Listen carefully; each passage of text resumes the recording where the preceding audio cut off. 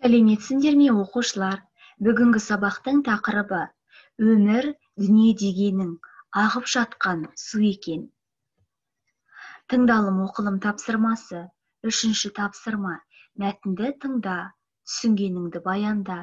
Мәтін бойынша жоспар құр. Абай өмірі ғажап өмір.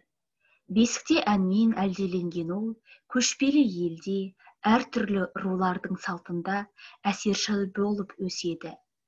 Абай 14 жасынан бастап өлең шығарған.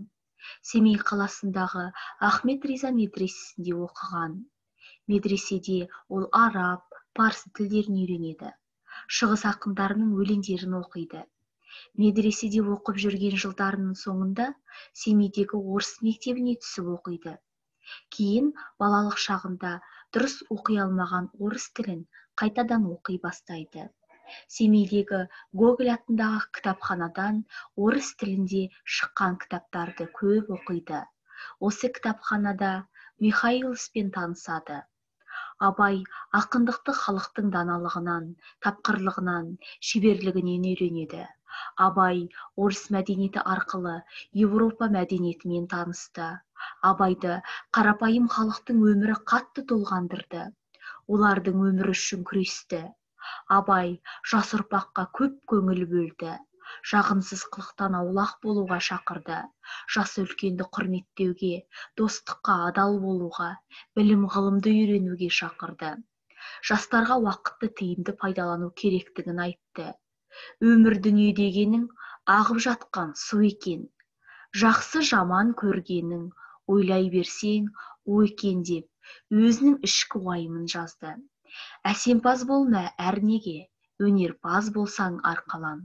Сенде бір кірпіш дүниеге, кетігін тап та бар қалан деп, өмірден өз орнын табуды өсиет етіп қалдырды.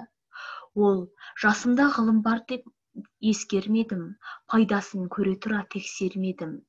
Ер жеткен соң түспеді осыма, қолымды мезгілінен кеш сермедім деп, ғылым білімді толық игере алмадым деп өкінді. Тәкен Әлімқұловтан. Жазылым тапсырмасы. 4-ші тапсырма. Мәтіндегі ақпаратты 4 сөйлем тәсілін пайдаланып айт. 1. Пікір. Оқыған мәтін бойынша пікіріңді бір сөйлеммен жаз. Дәлел. Өз пікіріңді бір сөйлеммен дәлелде. Мысал. Пікіріңді өмірмен байланыстырып, мысал келтір. Қорытынды. Тақырып бойынша қорытынды жаз. Жазылым тапсырмасы бойынша бағалау кестесі. 4 сөйлем тәсілін пайдалана алады 1 ұпай. Мәтін бойынша пікір жазады 1 ұпай. Мәтін бойынша дәлел жазады 1 ұпай. Мәтін бойынша мысал жазады 1 ұпай. Мәтін бойынша қорытынды жазады 1 ұпай. Айтылым тапсырмасы 6-шы тапсырма. Диалогты толықтырыңдар. Автор не себепті Абайдың өмірі ғажап өмір деп есептейді? Жауап жазамыз. Абай медреседе өз уақытын қалай пайдаланған? Жауабын жазамыз. Сен мектептегі уақытыңды тиімді пайдаланып жүрсің бе?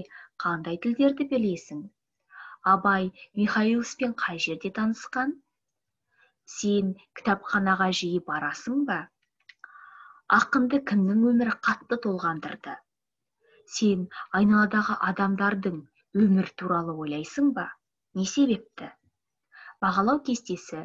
Диалогты толықтырады 3 ұпай. Сөйлеу сауаттылығын сақтайды 2 ұпай. Осымен сабақ аяқталды. Сау болыңдар оқушылар.